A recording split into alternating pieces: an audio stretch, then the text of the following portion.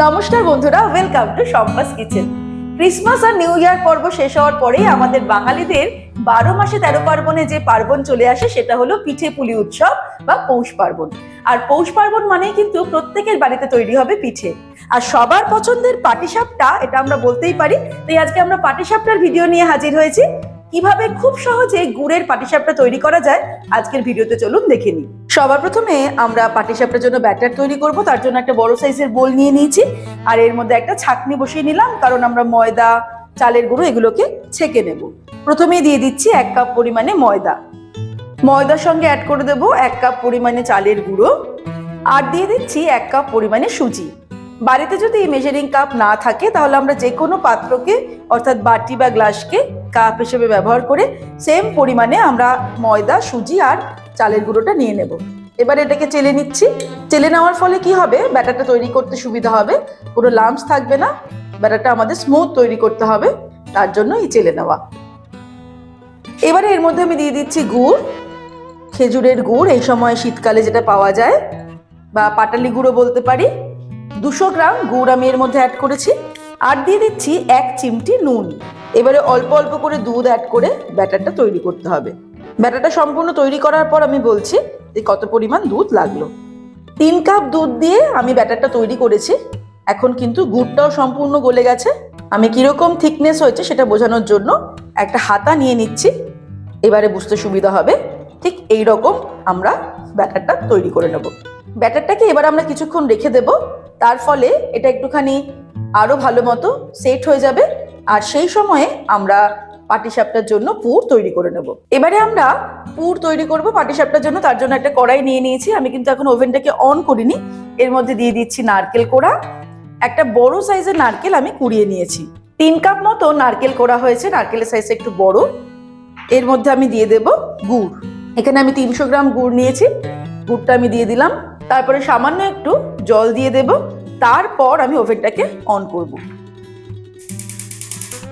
এবারে নাড়তে নাড়তে আমাদের রান্না করতে হবে। ধীরে ধীরে দেখতে পাবো গুড়টা সম্পূর্ণ মেল্ট হয়ে যাচ্ছে। গুড়টা মেল্ট হওয়া পর্যন্ত আমি ফ্লেমটাকে হাইতেই রেখেছি। অনেক সময় এই গুড়টা কিন্তু একটু নরমও কিনতে পাওয়া যায়, আর আপনারা যদি চান তাহলে গুড়টাকে ভালো করে গ্রেটও করে নিতে পারেন। এখন কিন্তু গুড়টা সম্পূর্ণ গলে গেছে।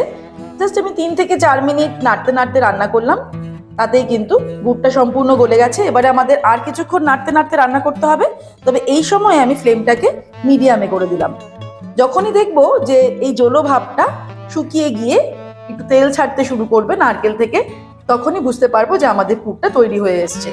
আর এই সময় আমি এর মধ্যে দিয়ে দেব এলাচের গুঁড়ো। 1/2 টিস্পুন এলাচের গুঁড়ো দিয়ে দিলাম। বাড়িতে যদি ছোট এলাচ থাকে সেক্ষেত্রে সেই এলাচের দানাটাও ক্রাশ করে বা গুঁড়ো করে দেওয়া যেতে পারে। এইভাবে আর কিছুক্ষণ নাড়তে নাড়তে রান্না করলেই আমাদের পুরটা তৈরি হয়ে যাবে। আর কেউ যদি মনে করেন যে এই শীতকালে যখন আমরা গুড় দিয়ে পাটিসাপটা তৈরি করছি, গুড়ের ফ্লেভারটাই বেশি পছন্দের, তারা কিন্তু এলাচের গুঁড়োটাও স্কিপ করতে পারেন। ব্যাস, আমি আরো 3-4 মিনিট এটাকে রান্না করে নিলাম। এবারে কিন্তু এটা পুরটা তৈরি হয়ে গেছে। এখন যতটা এটা পাতলা মনে হচ্ছে, এটা কিন্তু ঠান্ডা হলে বেশ কিছুটা জমাট বেঁধে যাবে। তাই জন্য এই অবস্থাতেই আমরা এটাকে ওভেনটাকে অফ করে দেব। তারপর এটাকে ঠান্ডা হলে পাটিসাপটা তৈরি করা শুরু করব। ব্যাটারটা প্রায় 15 মিনিট হয়ে গেছে। এবার এটা কিন্তু সেট হয়ে গিয়ে একটু ঘন মনে হচ্ছে। আমি এর মধ্যে আর একটু জল অ্যাড করব। 1/4 কাপ মতো জল দিলাম। ব্যাস, এটা কিন্তু এবারে পারফেক্ট হয়ে গেল। আমাদের ব্যাটারও রেডি, আর পাটিসাপটার পুরো রেডি হয়ে গেছে। এবারে আমরা পাটিসাপটা তৈরি করা শুরু করব।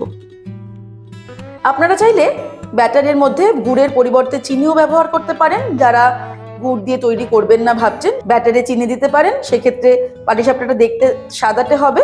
ব্যাস, এবারে আমরা চলে যাব পাটিসাপটা তৈরি করার কাজে। এবারে আমি তাওয়া গরম করে ভালো করে তাওয়ার মধ্যে ঘি বা সাদা তেল ব্রাশ করে নেব। তারপরে খুব ভালো করে ব্যাটারটাকে নাড়াচাড়া করার পর ডাবু হাতা করে 1 হাতা ব্যাটার দিয়ে দেব। এই ডাবু হাতা ব্যবহার করলে আমাদের পাটিসাপটাগুলো সেম পরিমাণের হবে, অর্থাৎ সেম মাপের হবে। এইভাবে এটাকে স্প্রেড করে দিলাম। এবারে 30 থেকে 1 মিনিট সময় আমরা ওয়েট করব। 1 টিস্পুন পুর নিয়ে নিয়েছি, পুরটাকে সাইড দিয়ে এইভাবে দিয়ে দেব। তারপরে খুব সাবধানে আমাদের এটাকে ফোল্ড করে দিতে হবে। ব্যাস, খুব সুন্দর পাটিসাপটা আমাদের তৈরি হয়ে গেল। এটাকে তুলে আমরা গরম অথবা ঠান্ডা দুরকম ভাবে পরিবেশন করতে পারি। অনেকে গরম পিঠে খেতেও পছন্দ করেন, আবার অনেকে পিঠেটা ঠান্ডা হলে খেতে পছন্দ করেন। ব্যাস, তৈরি হয়ে গেল দারুণ স্বাদের গুড়ের পাটিসাপটা। এবারে এইভাবে বাড়িতে তৈরি করে দেখুন, দেখবেন দোকান থেকে যে পাটিসাপটা কিনে খান তার থেকে কিন্তু এর স্বাদ বহুগুণে বেশি। এইভাবে প্রথমবারেই একদম সুন্দর পাটিসাপটা আপনারা তৈরি করে ফেলতে পারবেন খুব সহজে। আজকের রেসিপিটা ভালো লাগলে রেসিপিটাকে লাইক করতে আর শেয়ার করতে ভুলবেন না। আর এরকমই দারুণ দারুণ রেসিপির আপডেট পাওয়ার জন্য শম্পাস কিচেন চ্যানেলটিকে সাবস্ক্রাইব করে নিন। ভালো থাকবেন, সুস্থ থাকবেন। আমি আবার হাজির হব নতুন নতুন রেসিপির সঙ্গে। নমস্কার।